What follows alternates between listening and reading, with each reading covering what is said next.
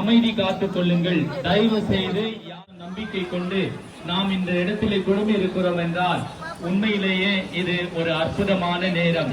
எனவே இந்த நேரத்தினால் நாம் ஒன்றும் பாதிக்கப்பட போவதில்லை.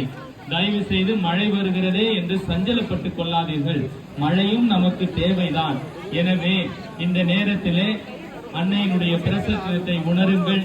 ஆண்டவர் நம்மை ஆசீர்வதிக்க தயாராக இருக்கின்றார். அன்னையானவள் அருள்மிக பெற்றவள்.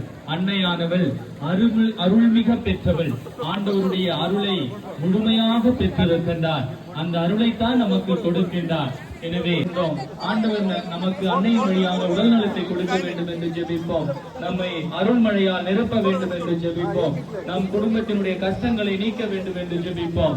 அன்புக்குரியவர்களை தயவு செய்து பக்தியோடு பங்கெடுத்து இப்பொழுது சொல்ல போகின்ற ஜெபத்திலே நீங்கள் நிறைவாக ஆசீர்வதிக்க நாம் ஜெபிப்போம். அன்பார்ந்தவர்களே, இந்த 9 நாட்களும் அன்னையினுடைய அருள் நம்முடைய குடும்பத்திலும் நம்முடைய அண்டை வீட்டார்களுடைய குடும்பத்திலும் நிரம்ப இருக்க நாம் ஜெபிப்போம். நம்பிக்கையோடு அவரை தேடுபவர்களை அவர் கைவிடுவதில்லை. நாங்கள் இந்நேரத்திலே போற்றுகின்றோம், வாழ்த்துகின்றோம், வணங்குகின்றோம். இதோ இன்று